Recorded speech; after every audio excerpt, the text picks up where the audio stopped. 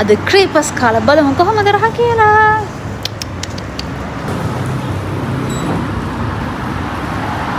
මම දැන් ක්‍රීපර්ස් කන්න බලන් හිටියා. එයා පාර වරද්දගෙන වෙන කොහෙද මන් දන්නේ නැහැ ගිහිල්ලා. ඉතින් මම දැන් එයා එනකන් ගේට්ටුව ගාවටලා මායි මේ බලන් ඉන්නවා.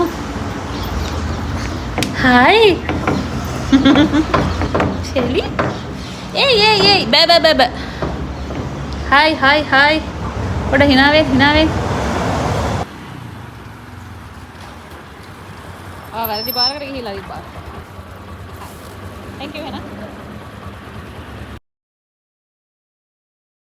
හවස් වරුවේදී ඔන්න අපි හැමෝටම එනවනේ පුංචි බඩගින්නක්. ඉතින් ඔන්න අද මට ආවා චොකලට් කන්න පොඩි බඩගින්නක්.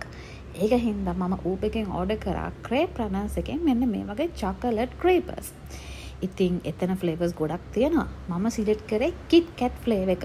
මොකද මට චොකලට් කන්න තමයි ලොකු ආසාවක් තිබ්බේ. ඇත්තටම කිව්වොත් ෆස්ට් ටයිම් තමයි මම මේ ක්‍රේපර්ස් try කළේ.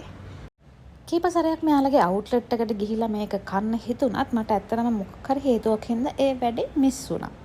බලන්න මේක ඇතුලේ කිට් කැට් එකක් එක්කම මෙන්න මේ විදිහට චොකලට් වලින් පිරීලා තමයි තියෙන්නේ. ඉතින් ඔන්න චොකලට් කාලා පොඩ්ඩක් හවස් වෙලා මත් වෙලා තමයි හිටියේ. ඇත්තටම මේක හරිම රසයි. ඉතින් ඔන්න ඕගොල්ලන්ටත් පුළුවන් මේ මගේ ක්‍රේප් රනර්ස් ඕඩර් කරන්න.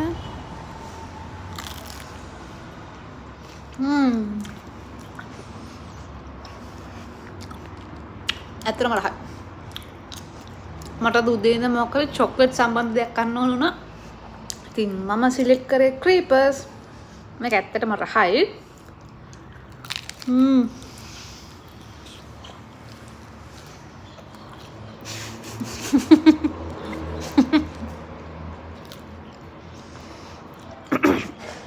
චොක්ලට් නාගෙන කන ඕන.